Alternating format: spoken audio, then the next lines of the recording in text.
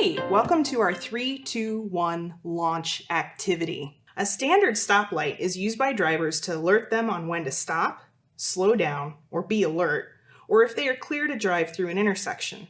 In racing, the color of the lights has similar meaning, but are structured a bit differently.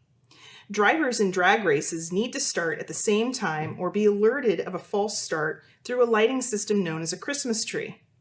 A Christmas tree has a column of 7 lights for each driver. The Top Thrill Dragster roller coaster mimics a drag race start with its light alert system. When the green light illuminates, the cart launches. In this activity, you will use the code.Node to create a model of the lighting system used in this thrill ride. All right, so in this experiment, you're going to be modeling a weight drop launch system that's used in the past on roller coasters. Working with your partner, one will start collecting data while the other releases the cart.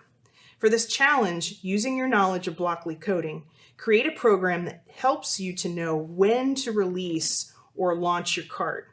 Make sure to save your program when you're done so you can refer to it later. So I want to show you an example of what this program may look like. Again, you're creating a system that lets you know when to release your cart in the activity that we have coming up next. So I'm not going to show you the code yet, but I'm going to run it so you can see it on the vehicle here. And I have my code.Node in my code.Node cart. I'll explain the setup of the other pieces here shortly. All right, so let's start. And I want you to keep an eye on the code.Node here.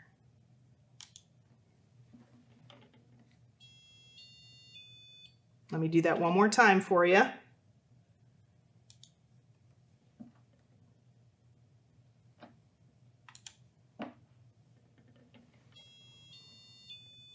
All right, so you're going to notice several things happened here. The light, the RGB LED, went from red to yellow to green. We had a countdown of 3, 2, 1 on the 5x5 LED array. And then we also used the speaker output and adjusted the frequency so it sounded a little bit different for each one of the steps. When that was over, my 5x5 LED went blank and my RGB light stayed on and the speaker stopped. So this is going to alert me when to release my cart to collect data. All right, so I'm going to have you listen to your parameters for your challenge. You must use the 5x5 LED array as an output and have it illuminate 3, 2, 1. You must use the RGB LED and have it illuminate red, yellow, green. You must also use the speaker and change the frequencies to go with each of the numbers. There's a trick here because you have to break out of the loop at a point so it stops counting down, but you don't want it to stop collecting data, which means we're going to have to include another loop. All right, so that's your challenge. It's a big one, but I know you can do it. I'm going to have you pause right now and work through the challenge.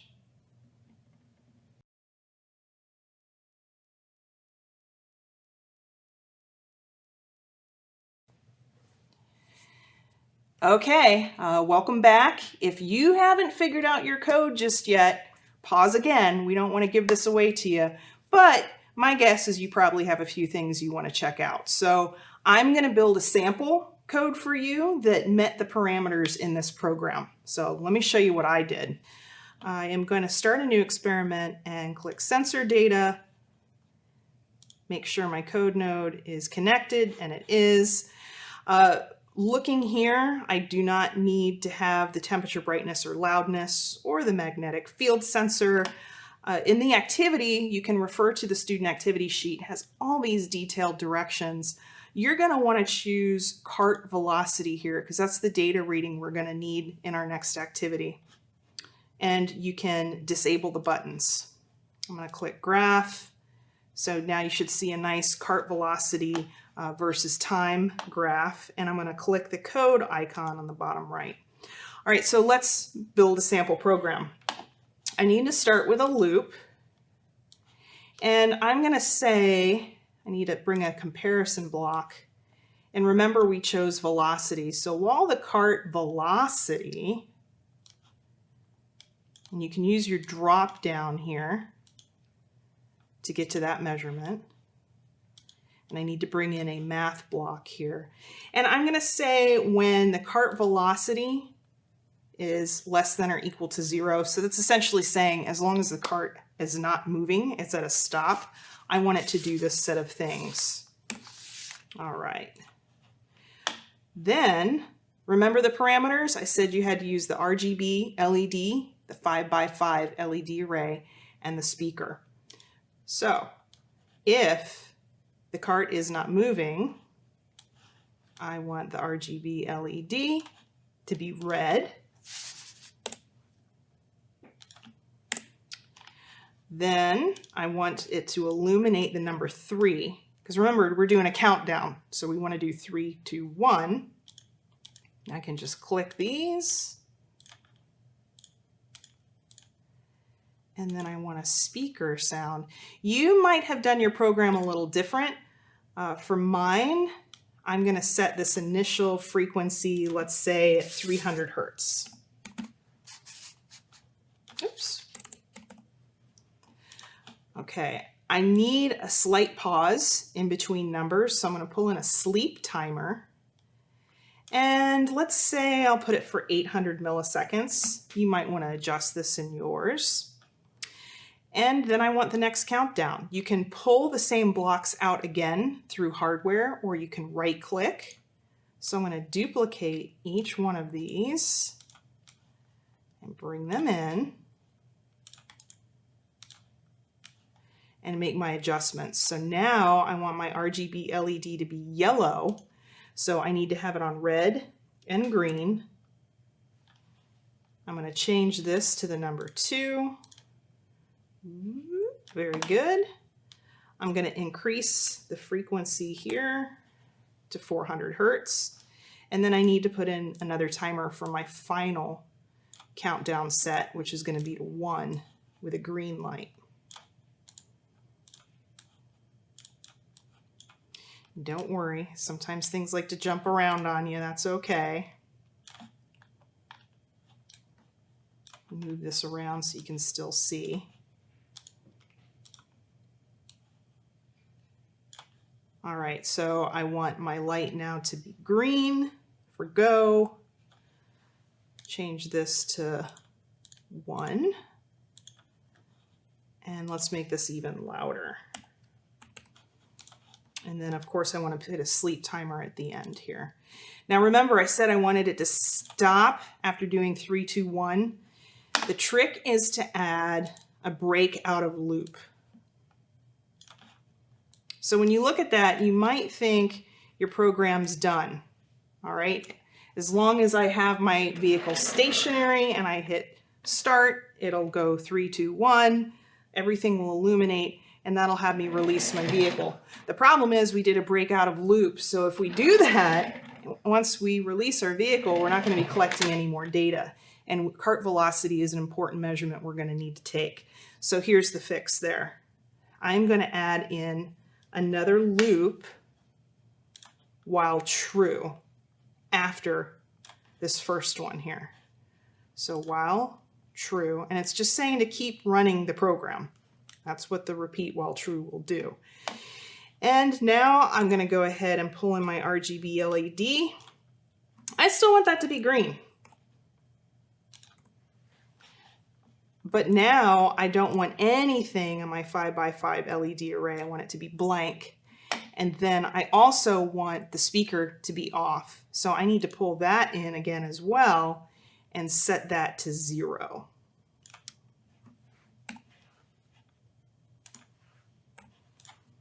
All right, let's see if I got it. So I'm just going to pull this into view here for you and click start.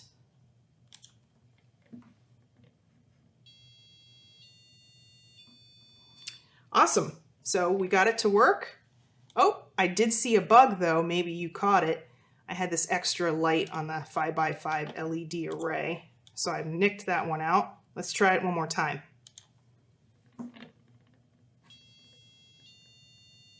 All right, the bug has been fixed. I have my program ready to go for my 3-2 launch. Now you're going to set up your weight drop launch. So believe it or not, back in the 70s, this is how they used to launch roller coasters.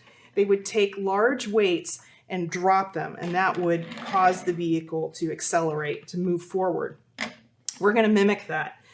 For this activity in your classroom, you'll need the code.Node, the code.Node cart. I have a spring that I've attached to the front, and you're going to need 4 of the brass grams. You're also going to need a string, and then I also have a tape measure to give myself about 1 meter of space to work with. You're going to want to leave 3 of the brass grams in the vehicle for the first set of trials, and I tied 1 at the end. The trick here is when you set this up at your desk, you want to make it so when you release the cart, just before it hits the book, those brass grams hit the floor. If not, it might launch your car forward, and we don't want to do that. We want to be safe. So I've measured this out for my height. I'm going to pull the vehicle back and try to hold the weight at the end here to keep it from rocking back and forth. This might be an easier activity to do with a partner. All right, so I'm going to bring you back to the Spark View screen and click the code icon to bring you to the live data bar view. I accidentally hit start, so I want to clear this run out so you have a nice clean screen. All right, and here you go. We're seeing cart velocity over time. What I'm going to do is click start. That will cause the program to engage our 3, 2, 1. And then I'm going to release my cart on 1, and it's going to hit the book. And we're looking for the max velocity. That's the number we're going to need. So I'm going to do 2 trials for you. Let's make sure I got it set up good here.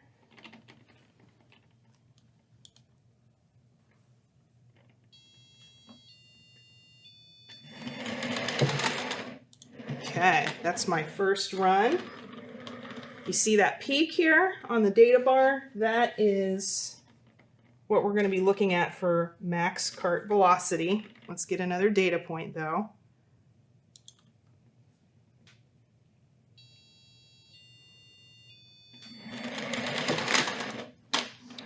Nice.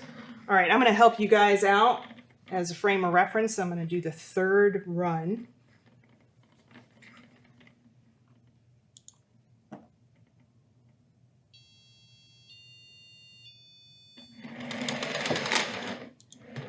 Excellent. Okay, so we did 3 runs, or you can refer to them as 3 trials. And this is where you're going to be putting your first set of data into your student activity sheet in Table 1. Let me show you how to do that. I want to visibly see every run I did, and I'm going to use the scale to fit tool to expand my graph a bit. All right, so you see our 3 runs. I'm going to be looking at the max velocity, so these top peaks that you see in your data. You'll notice that your recording didn't start right at 0 seconds. That's perfectly fine. That's how cart velocity works with the code.Node cart. It will not affect your data. And let's start with run 1. I am going to use the coordinates tool. All you have to do is click on that data point.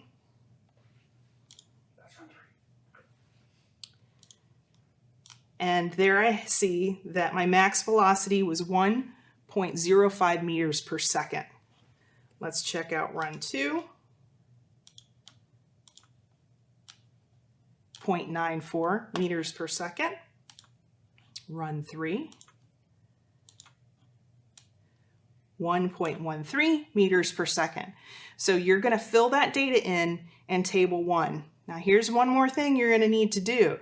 You're going to have to calculate the average of those 3 data points. To do that, if you haven't done that yet, you're going to add all 3 numbers, and since we did 3 trials, you're going to divide by 3. So again, add those 3 data points together, divide by 3, and that's your average. So you have the first set of data you're going to need. You're going to do this experiment again, but now you're going to remove one of these masses and add it, tie it to the base of the string. So now you have 100 grams.